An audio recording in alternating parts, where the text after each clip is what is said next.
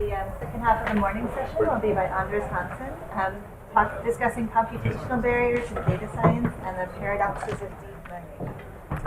Very good. Thanks so much for the introduction. And I just want to say thanks so much to the organizer for the invitation to this really excellent workshop. It's great to be here.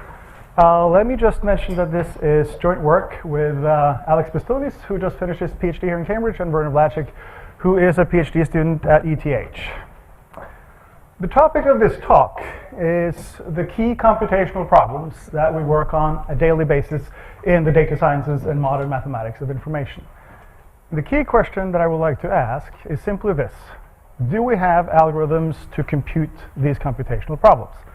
So I'm going to talk about that in the beginning, and I'm going to show how this is related to paradoxes in deep learning.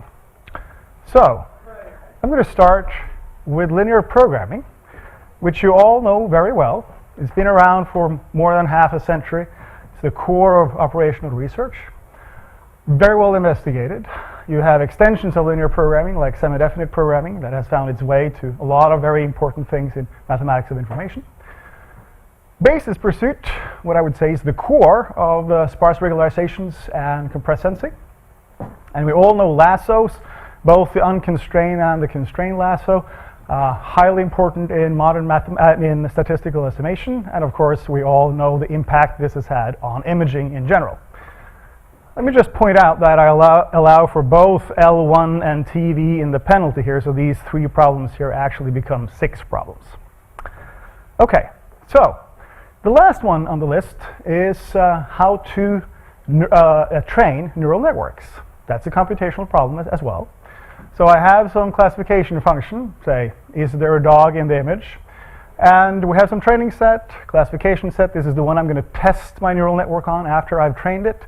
And the key thing is to solve this optimization problem here, and then I'm going to apply it to the classification sets. And there's been a lot of beautiful talks about deep learning now, so I'm not going to reiterate the whole thing. This is what I mean by a neural network.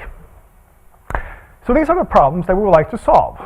And what I would like to point out is that when I talk about these as computational problems, I'm interested in the minimizers, not so much the objective function. And I want to point out, because this is very important, there's a vast literature on how to compute the objective functions. And one of the reasons why is that in a lot of classical problems, the objective function has a physical meaning, something like energy consumption or time consumption that we would like to minimize. But things have changed in modern mathematics of information and data sciences. We're interested in the minimizers. If you take compressed sensing, for example, the objective function there would say be the L1 norm of the wavelet coefficients of an image. Not very interesting. It's actually so uninteresting that I don't even care about it. I don't even look at it. And if you think about learning deep networks, well, it's really about the minimizers. That is how you get your network. So what I'm asking here is simply, do we have algorithms that can give us the minimizers? Now, we have to, when asking these questions, we have to go to the foundations of mathematics and the foundations of computational mathematics. And I want to point out that the history of mathematics is full of questions like this. I'm just going to mention 2 very famous cases. So it starts with Hilbert.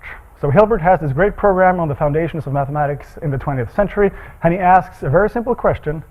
You have a finite string of information and a function that takes either yes or no on that, and he asks, can you find an algorithm that can compute it? And this is the beginning of the seminal work of Turing, and essentially the birth of modern computer science. Now, what we're doing is scientific computing. That means that we don't work with just integers. That's what the computer scientists do. We work with real numbers.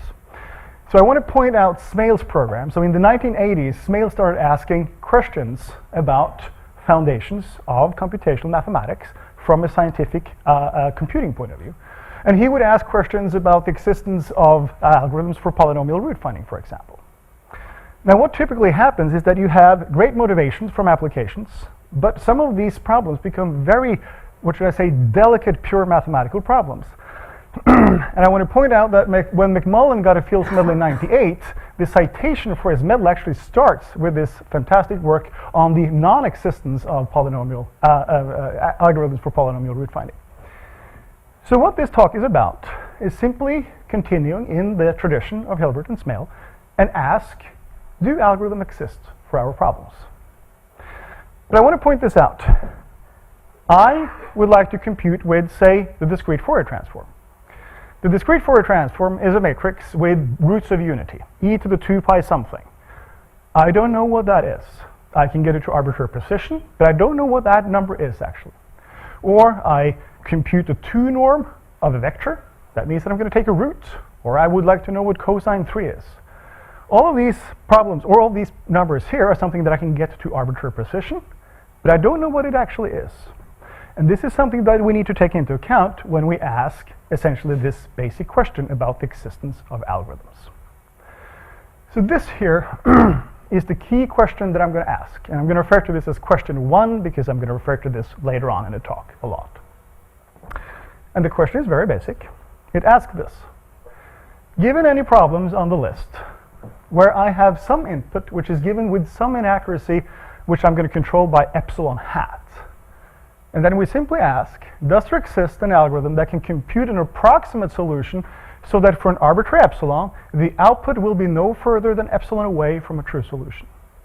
And the point here is that you should be able, or the algorithm should be able, to choose that epsilon hat as small as it wants.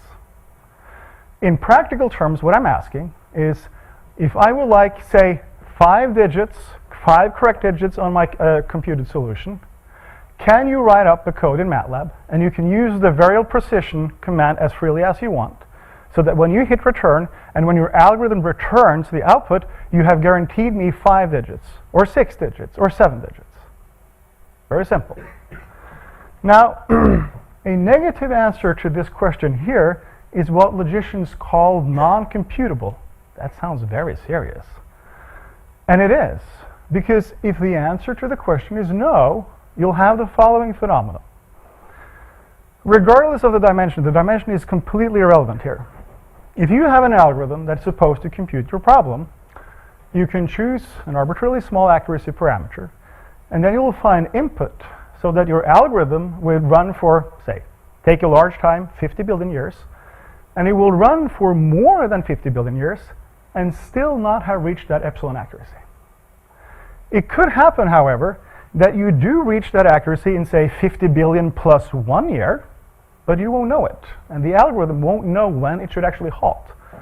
The best thing it can do is that produce a bunch of numbers, and at some point it actually might be accurate, but you have no idea when. So this is what logicians refer to as non-computable. There's a part here which we really need to take into account. This sort of breakdown here says that it will happen for all sufficiently small epsilon. But what if this breakdown here happens at, say, 10 digits? I'm in a lot of cases happy with 10 digits, right? So it could happen that all algorithms break if you want to get better than 10 digits, but up to 10 digits is fine. And that's why one has to introduce what we call the breakdown-epsilon. This is the largest epsilon for which all algorithms will break, but you might be able to do things if you're actually above it. And this is a key thing that I'm going to return to several times in the talk. Now, the immediate instinct that you probably have now is that this must be related to condition, right? Well-conditioned problems should be fine, ill-conditioned problems could be bad, right? So, let's just review a little bit of condition. The classical condition number of a matrix, well, if I solve a linear program, that matrix might be a fat matrix, an m by n matrix, so I can't really talk about the inverse of it, but I could talk about a star and say, okay, what's the condition number of that? But I'm also very interested in the condition of the mapping itself. So I have some mapping, it takes the input and spits out an output. And I'm interested in how well conditioned is that, how stable is that? So this is the classical definition of a condition number of a nonlinear mapping. You have to be a little careful here because you can have multiple solutions, right? You can have multiple minimizers. You have to be a little careful. But as long as you sort of plug in this definition here, you're all good to go. There's another concept of condition which is related to feasibility. Typically for basis pursuit and linear programming, you don't want to be in the situation where you have a tiny little perturbation and then suddenly your problem doesn't have a solution. It's clearly a bad thing, right?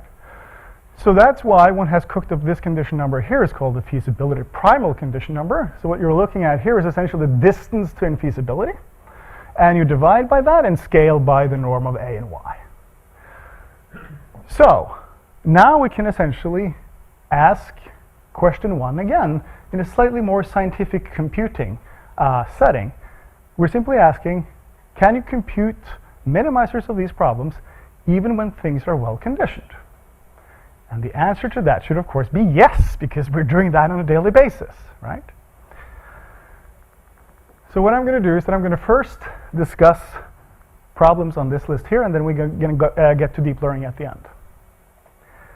If I tell you that there's at least one problem on this list for which the answer to question 1 is no, even if everything is well conditioned, would you think that I'm insane then?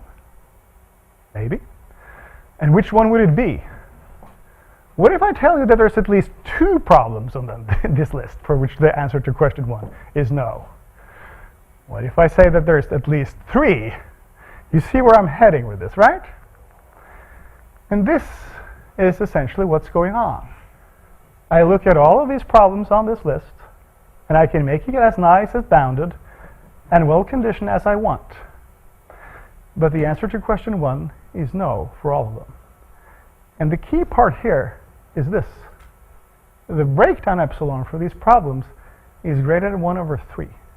That means that for any algorithm, I can cook up a linear program or a basis pursuit that will take you or the algorithm more than 50 billion years, or 50 to the 50 to the 50 to the 50 billion if I want, and it won't even reach 1 digit.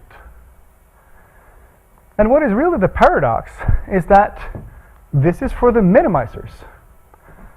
For these subclasses of problems that one can construct, you can compute the objective function to arbitrary precision, but you can't even get 1 digit on the minimizer. And this statement here is valid for any model of computation. It's completely universal. And now you think that I'm completely nuts, right? How can I say this? We're doing this on a daily basis. I must admit there is a chance that I'm completely crazy. We shouldn't rule that out. But what I want to do is that just for the sake of the argument, let's assume that I'm not, because there's a lot of things that I would like to discuss here. If I consider basis pursuit, I could restrict myself to sub-problems that only has a unique minimizer, and I could ask question 1 again, and the answer to question 1 is no. And if it had been yes, that would have implied decidability of the halting problem. Now, if you don't know what the halting problem is, that's completely fine. And I have to admit that I didn't actually know what the halting problem was until quite recently. And I spent a lot of time at Berkeley, which has one of the finest logic departments in the world. So if you don't know what that is, that's completely fine.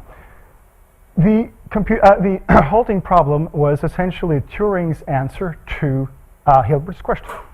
And it's probably the most well-known undecidable problem. It asks, can you construct an algorithm that can figure out if an arbitrary computer program on its input is going to run forever or halt? Hence the name the halting problem. And this is an undecidable problem. No algorithm can do that. I could also ask the same question for linear programming. I could restrict myself to sub-problems for which I know there's a unique minimizer, and I could ask the question. And again, the answer to question 1 is no. And if it had been yes, it would imply the decidability of the halting problem. And now you probably think that I'm even more nuts. Because, of course, I can solve linear programming. I can do that with simplex, with Karl-Marx algorithm, with tons of interior point methods. What on earth is this guy talking about? But that's not what question 1 asks. It asks, if I feed the discrete Fourier transform in as my A, that has infinitely many bits, if you will, in the expansion of my e to the 2 pi blah, blah, blah. And I'm asking if I can find an algorithm that can give me 5 digits or 7 digits or 10 digits.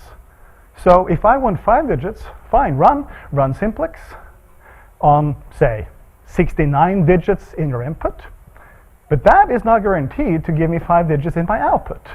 So now you have to do testing, right? Is this correct? And what the theorem says is that that is impossible. You can never test your way out of this.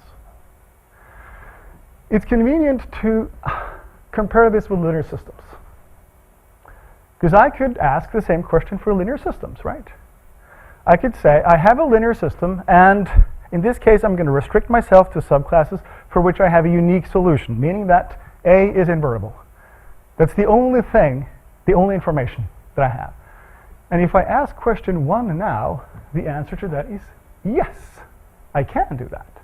There does exist an algorithm, so even I don't even need to know anything about the condition number, but there does exist an algorithm. If I want 5 digits, 69, 10 to the 80 digits, I can construct an algorithm that can give me. It's going to take a long time, but there does exist. So, oh please. Which one is it, this algorithm? Oh, that's a very good question. First, you check the condition number. And what you do is that, since you know that it's invariable, at some point the smallest singular value will be above 0. So you're testing all the way down. And when you reach it, then you say, okay, now I'm good. Now I know the condition number. Now I know how much digits I need in input. You store that. Now you run Gaussian elimination on it. That's it. So it's very simple. In fact, that's what MATLAB does when it does the testing. I'm going to get to that in a second. This is a very good point. So these paradoxes essentially leave a bunch of questions, right? The first question is this: how can you trust the output of your algorithm? The second is, how do I know the difference between a methodological error and the algorithmic error? I'm going to be a little more specific on this in a second. And the third one, which probably is the most important, is why do many algorithms work well despite of these paradoxes? Because I don't claim that they don't. The question is why.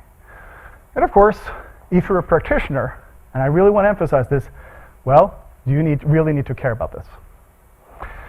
So I'm going to start with the first question. I'm going to do some very simple MATLAB tests.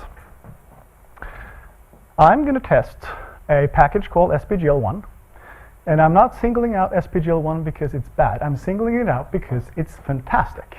We use it all the time in our group here in Cambridge. It's an awesome package. And I'm going to test this on a very innocent little matrix. It's a 1 by 2 matrix. I'm going to change my x here, and I'm going to keep my y, which is the measurement vector, 1.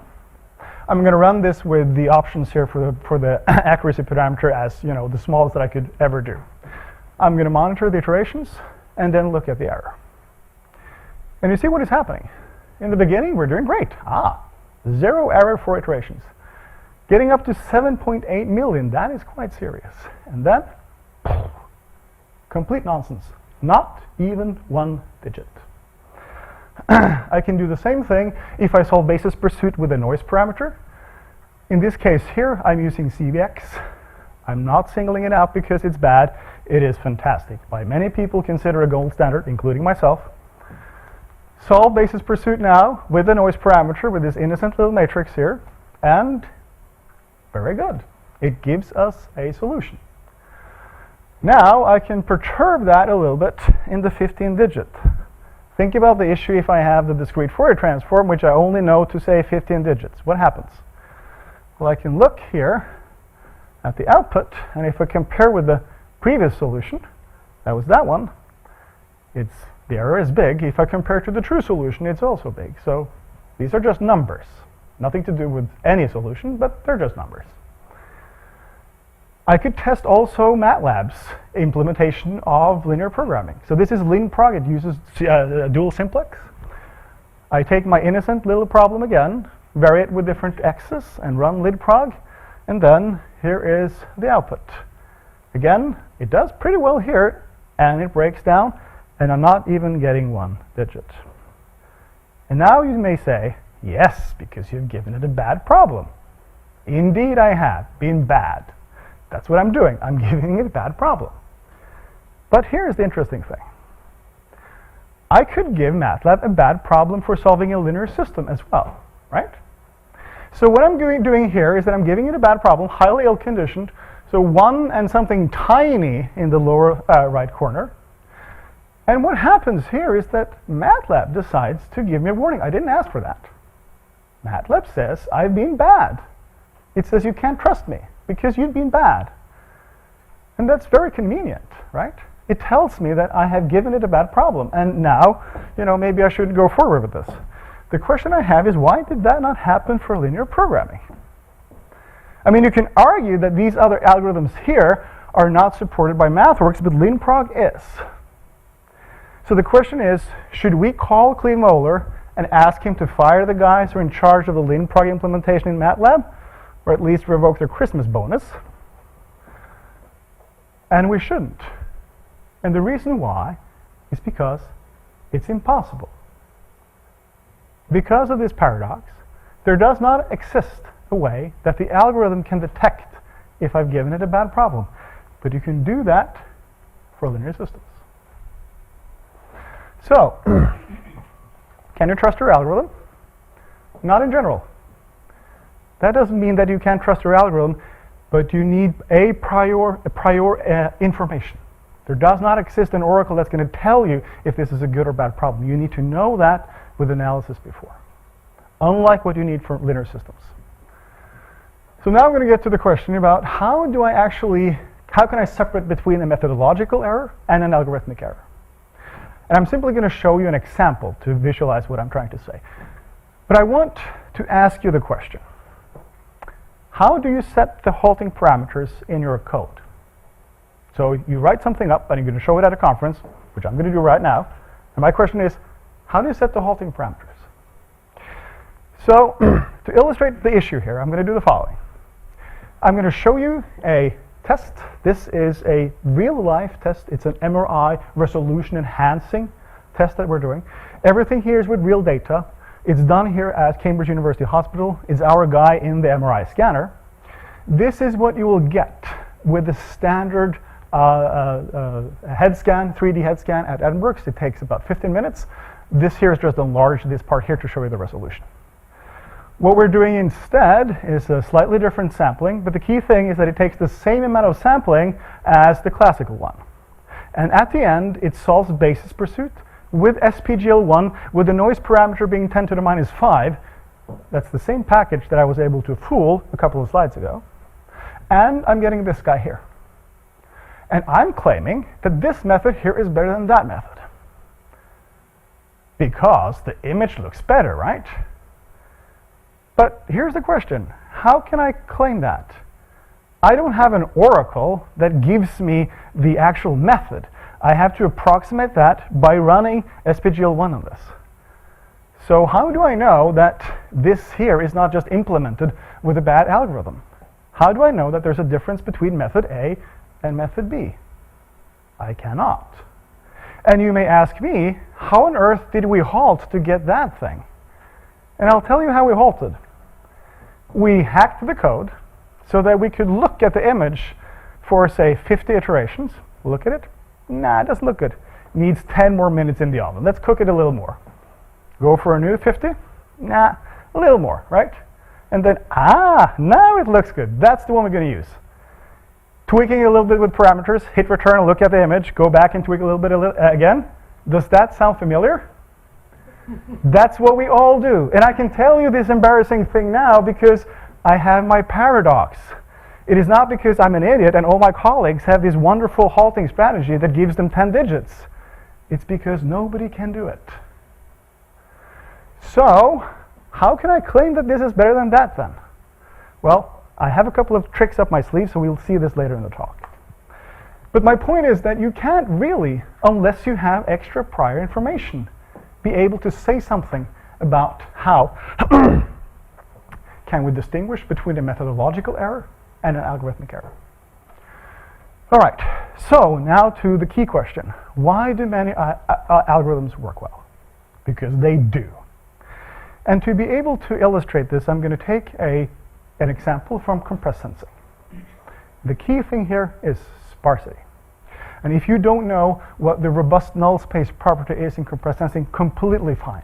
This is just a specific example to show that you can actually have positive results. the robust null space property is really the key property that you have in compressed sensing, because if you have this, you can do fantastic things, and you have these very nice and now pretty famous recovery guarantees that if you solve basis pursuit, then you can actually recover S-sparse vectors, and you can do it with noise, and everybody's happy. But now the key question would be, right, to say, what if I have that kind of condition, the robust null space property, which is the core part in compressed sensing?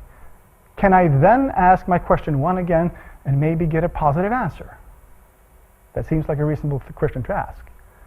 And yes, finally, now I can stop being a party pooper and say, actually, there's good things you can do. And what this gives us, this is just a tiny example. This gives us a very rich classification theory. And I could have shown you a very long table. I'm just going to give you a very short summary here. This summarizes the first theorem that I showed. You can't do this in general, and the breakdown-epsilon is greater than 1/3. If I have a sparse problem, and I'm solving that, and A has the robust null space property, then yes, excellent, I can do it. But the feeling of joy is somewhat short-lived, because the second I ask the question about, well, if I solve the same problem with Lasso, what happens then? Well, actually, the answer is then no. So, what on earth is going on? Because that's something that we really solve on a daily basis. And the key thing is this. I have the same phenomenon with basis pursuit if I add a noise parameter delta. But here's the key part, and this is probably the most important thing in the whole talk. This breakdown-epsilon changes. It shrinks. I will not be able to get arbitrary accuracy, but it scales linearly, at least the upper bound, with that delta parameter. It does the same thing in Lasso with the lambda. And that means that I may not be able to get 59 digits or 16, but I could get 4 or 5, depending on this. And I might even get fast algorithms, which I'm going to discuss in a second. I see on the watch here that I'm running a little late, so I'm just going to skip these things here, but just say there's an awfully rich classification theory here, and you guys really need to help me out, or help us out on this, because there's a lot of positive results that we need to figure out. To really understand why things work, we have to talk about something as counterintuitive as a complexity theory for a non-computable problem. It sounds nuts. I completely agree. But this is actually what's going on. And try to explain what I mean by this. If you look at classical complexity theory results for linear programming, if you Google Carmarker's algorithm, this is what Wikipedia is going to show you. And it will tell you that this is a polynomial time algorithm in n, the number of variables, and L, which is the number of bits in your input, the number of digits, if you will. Right? But if I feed now the discrete Fourier transform into my linear programming, well, how does that fit? Well, that L suddenly becomes infinite. So I'm not so interested in that. I'm interested in the following question. I would like m digits, correct digits on my output. And then I ask, what is the cost of producing 5 correct digits in the output as a function of 5, let's call it m, and the number of variables, right? And that's what you can actually do. So if m is the number of correct digits that I want, I can simply ask, well, what is the smallest runtime if I have a linear program to do this? And here's the catch. If m now is greater than log of the breakdown-epsilon to the -1, all algorithms will break. They will become arbitrarily slow, and you won't even be able to halt. If you're below here, the m is less than the log of the breakdown-epsilon. You're good. This is the breakdown where all algorithms are going to crash. But this guy here is something that you may be able to control, and in that case, you might actually be able to get the runtime being polynomial in n, and m the number of correct digits. And this is what's going on. In fact, if I look at basis pursuit, and I solve that, and I have robust null space property on my matrix, you can find algorithms that are polynomial in time, polynomial in n, and m the number of correct digits. But any algorithm will break when you hit the breakdown-epsilon. Now, how can I relate this to this problem here again? I didn't tell you how that was computed. This is simply inverse FFT. That means that I don't even solve a linear system. I'm simply applying the FFT. This is done to precision. This guy here is solved with SPGL1. This guy here is actually a non-computable problem. But we can bound the breakdown-epsilon, so it's no worse than 10 to the minus 4. And you say, well, 10 to the minus 4, that's not machine precision. And it isn't. I can get very, very rapid conversions down here. If you try to get better, it's going to give you nonsense. But 4 digits, try the following. Zoom in on your favorite image to pixel size. Now take that number, which is somewhere between 0 and 1, and perturb it in the 4th digit. See if your eye can spot the difference on a pixel size. Your eye won't be able to see it. So if I compute something to 4 digits and it's an image, perfectly fine. And if you've ever tried these computations with compressed sensing problems, you'll see exactly this phenomenon. Very rapid conversion in the beginning, and then you're hitting the breakdown-epsilon. So now I would like to talk a little bit about how this relates to the paradoxes of deep learning. Before I talk about that, I want to show a headline from The Guardian that came some weeks ago about the automatic gaydar that they've been just constructing at Stanford. Now, I should say that this could open a debate about how you should spend your research money. That's a different debate that I'm not going to get engaged in today. But my point is this. The type of classification functions that we're using now on a literally daily basis is completely arbitrary. It's not like, is there a dog in the image, right? And that is something that we have to take care of when we actually analyze these problems. They're sort of arbitrary classification problems. And I just want to, before I talk about the paradoxes, I just want to mention and recall the computational problem. So we're going to train a neural network, and then we're going to, the way we train is that we solve this optimization problem here, and then we apply that to the classification set. That, as a computational problem, is actually slightly easier than just getting the minimizers. So I just want to show you that we're not cheating. We're doing exactly what you would do in practice. Now here's the first paradox. The first paradox is as follows. There's an uncountable family of classification functions so that you can choose whatever network dimensions you want, and you'll have the following phenomenon. Well, you need to be greater than or equal to 2. There's uncountably many training sets of size k, so that, and any cost function that satisfies this. And then the answer to question 1 is no. And the breakdown-epsilon for this problem here is 1 over 4. And it's even no, even when the classification set is the training set, meaning that you're actually trying your network on what you're trained on. You won't be able to find an algorithm that can do that. And then you say, yeah, but, well, that's sort of not a great surprise, right? Because you have this issue, this is a non-convex problem, you have local minima and all these things. But here's the paradox. Regardless of that, you can have one local global minimum, no local minima, and you'll have the same effect. You can even access any potentially non-recursive mapping that just takes finite amount of information, and you still won't be able to solve the problem.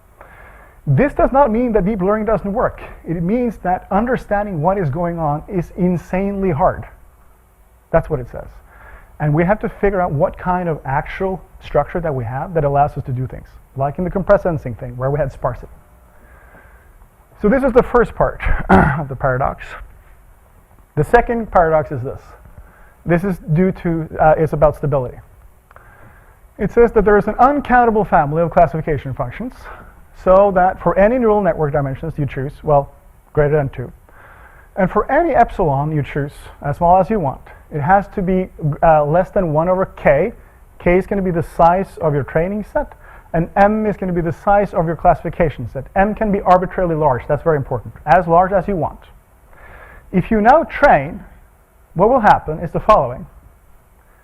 You will have a 100% success rate with your neural network on your test and your classification, which can be arbitrarily large. But you will have uncountably many cases which is arbitrarily close to your training for which your network is going to misclassify. But that's actually not the paradox. The paradox is as follows. There exists another neural network which is going to have the same success rate and be stable. But that guy was not necessarily trained. It says there exists a good guy, but the guy that I constructed becomes arbitrarily unstable. So what the paradox says is that there's nothing wrong with deep networks. It is the training process, the construction, that made it unstable. And you can ask, do you see this in practice? Well, I just want to show this paper here because this was one of the early ones. There's a whole industry out there now on adversarial examples for deep learning. And you see this, these instabilities all over. And what they did is this paper here, which is very impressive. They show images for all the fancy test cases. And they take an image, and you take an arbitrary perturbation. No, it's not actually arbitrary, but a tiny perturbation for which is not visible to the human eye, and it completely misclassifies it. So I could have shown you these examples here, but I actually want to show you a completely different example, which you may not, please don't disturb me now, which you may not have seen before. My point is that these instabilities happens everywhere. And you may know that from 2016, Google is doing deep learning on Google Translate. Right? So to do this exercise, you need two things, one language and English. And I have Norwegian and I have English, so I'm going to test these things. What you see on the left is the Norwegian word for parliament, which it indeed recognizes perfectly. Great. Now, I can do a lot of things with this. I could, for example, repeat it. Oops. These are what we call unstable words. I'm going to play with this a lot. I have a couple of other unstable words in my pocket. This one here is one of my favorites.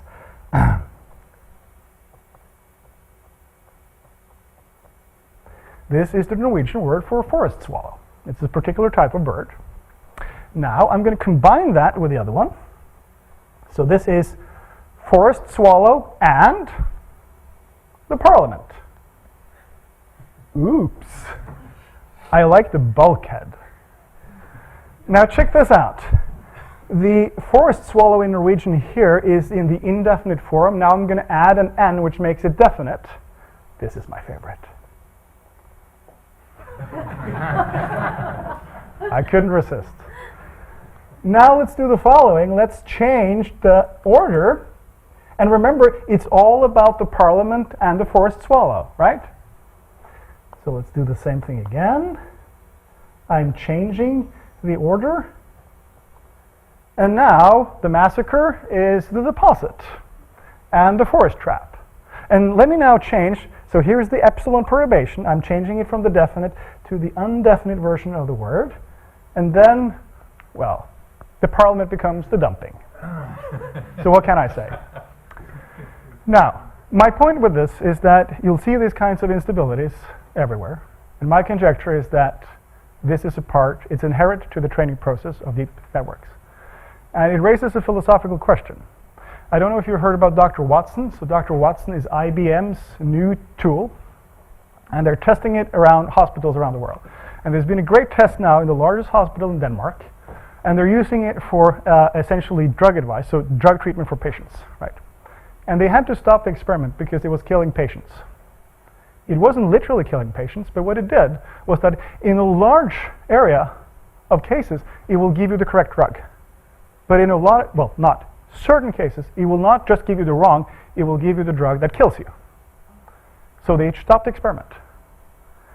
And this is the fundamental issue. If these instabilities are inherent to the training process, the question is, how do you use deep learning? Because if you know that it might kill you with a chance of, say, 1 out of 100, 1 out of 1,000, 1 out of 10,000, would you use it? Yes. Now, if Facebook is, using deep learning to classify me, okay, so suppose it classify me as a donkey, right? Worst case, I could get offended. I wouldn't actually. I would think it's hilarious. But that's the point. So what we need to understand is essentially, how do these paradoxes actually play out in real-life applications? And I don't have the answer to this. I can show a lot of these lower bounds, and it will be sort of a joint community thing to understand what's going on. But what we really need to have is some kind of statistical understanding of when things go wrong. And it can be that we'll never get rid of these instabilities, and that means that there will be certain limitations, but still a lot of other applications for which deep learning is going to be fantastic, and it still is. And with that, I thank you for your attention.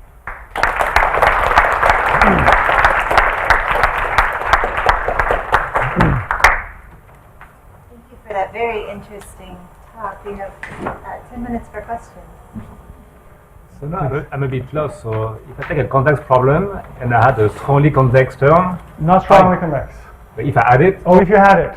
yeah, but isn't it like common practice that we teach our students to always add some strongly convex term to our objective? To Oh, absolutely. But I totally agree. But then you're not solving my problem. Sure, but maybe You're adding an extra limit to it. So my problem is to say you can do that through a linear program, totally fine, and then you have to change that. So if I want my 5 digits, you can do your trick, and it's going to be fine. the trick is I understand, but then you're solving a different problem. So when you're changing your parameter, in that case, you have to do that. So when I want 5 digits on my output, I would answer that try to solve to find like the true optimizer Yes. or non-strongly convex problem is hopeless anyway, so you should not do it. well, but then you're saying that linear programming, basis pursuit, and all these problems are impossible anyway. But that's what the theory have. For So- practical purposes, Yes. if you don't impose stability, you should not do it. As my whole point that you should not let the algorithm decide if you're going to be robust or not. No, Impose robustness yourself and you're fine. totally agree. But that's my point. As I'm saying, even with robust null space property, this is not a robust problem. But the key is that the breakdown-epsilon becomes small. So there's no problem. You don't need to add this term. I can run the standard algorithms on this, and it will run fast. At some point, it will halt and hit the breakdown-epsilon. You won't be able to do anything, regardless of the trick, if that is the optimization problem we're solving. If you say the optimization problem that I'm solving is something which is strongly convex, no problem at all. But that's a different problem. So in other words, if I want to have a theory for compressed sensing where I add a different term, no problem. But that's not what the theory is about. It's about basis pursuit. And that is a different problem. So I'm not objecting to you that you can add a little extra term here, but that's a different problem. Sure, but it's people do this a lot in practice, okay? So I totally agree. paradox is for like bad problems.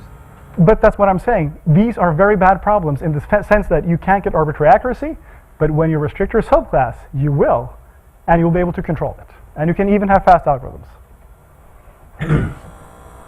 Is there a reason that in your definition of the condition number you're minimizing over both sets?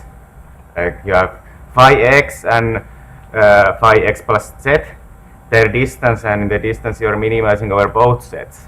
Oh, we both Because- perturbations in y and a in this case? So can you go to the slide? Oh, yes. In the beginning. Sorry. Because it seems that this condition is kind of for a single valued map, it's related to the Lipschitz factor. And in set valued analysis, there's other extensions of Lipschitz factors like the Aubin property or for the inverse, the metric regularity. So I'm wondering if those concepts would Which one be- were you looking at? This one here or? Because in the dist you're taking the minimum over both of the set. Yes, absolutely. So okay. This is not my definition. This is, if you look in any standard condition book, this is the definition of what a nonlinear mapping. I was wondering if it was really related to Lipschitz factors, and in set valued analysis there's other Yes, definitions. in some sense that is, right? Because you can sort of think about this as an abstraction of the derivative, in some sense. But I'm not advocating that these condition numbers are the correct ones. I'm wondering if That's my point. If you could do something else by using like the Aubin property or so. Oh, absolutely. Yeah. So everything boils down to this. You want to restrict your subclass of problems to something which is smaller than the gray class. And if you have conditions, say this or that on that, so that you can say this is fine, you may not get the breakdown-epsilon to be 0, but it will be something which is tolerable. That's exactly the classification issue that we're interested in. That's the key part. So there might be other conditions. I'm showing sparsity as one for compressed sensing. That is not, it does not involve any of these condition numbers at all, but there will be a myriad of different sort of settings for which things will work, and we need to find it. So that's homework for us. Intuitively, what do you think is the key properties that the function you consider should have so that there is a problem? So That is a very, very good question, and my point is that that is completely unknown, and there won't be sort of a thing like you have for linear systems. It is the condition number of the matrix, which is everything for linear systems. But for these optimization problems, there will be a whole myriad. A linear system is like a quadratic function. Yes? So the problem you have is when you have some sharpness in the function, or? No, yes, so of course. So if I have, for example, a condition like Francis talked about, then things are going to be nice. But my point is that I don't have a map of the good things or the bad things. In other words, I can take sets problems for which I have several minimizers, and I'll still be able to do things. I can have problems for which I only have a unique minimizer. I won't be able to do things. And this here is a whole myriad. So to answer your question, I simply don't know. Proof, Pardon me? When you did the proof for Yes. your theorems, Yes. in the separate case, Yes. don't you find some kind of common pattern of Yes, what the function should have? the common pattern that you can do with this thing is that you get some kind of oscillations between different solutions. That's when things break. So that is what you're using to get the lower bounds. But to get the upper bounds is much tougher in that sense, because that doesn't mean that, oh, if I have sort of one gigantic or one sort of tool thing, everything is going to be fine. It will be different things that is going to allow me to do good things, if you see what I mean. But it's a very good point. Isn't this related to some properties that people have studied in sensitivity analysis? What do you mean in sensitivity? well, Like, exactly Quantical this. Regularisation or this kind of... Exactly, these open properties or metric regularity are used in Yes. sensitivity analysis. Oh, so I'm not disputing that this is an issue with sensitivity, but it's much deeper than that, in the sense that you can talk about linear systems, for which linear systems you have arbitrary instabilities, but you can still do it. I'm not saying that Yes. they proved your theorem, I'm just saying that didn't they use tools that you could use to describe Oh, to describe the positive things. or the negative? Absolutely. That I don't dispute at all. So the question really is, which kind of tools will give us the right ones? And so that is a question that I still don't know. We're essentially trying to categorize this, and for that, I need, help.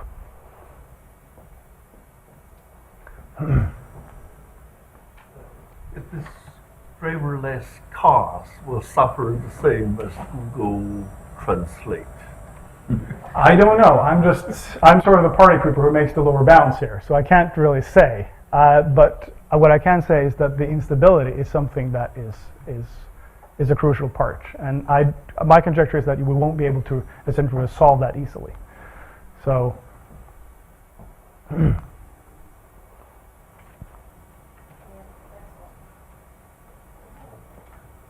Very simple one with the Google Translate. Yes. Are there multiple definitions of those words? No, I was going to say. So there's nothing. So it's not like that there's words that look, either phonetically or sounds anything like this. It's a complete sort of arbitrary perturbation in some sense. You get absolutely no link whatsoever. Any other questions? Well, we can thank our speaker again. Very much.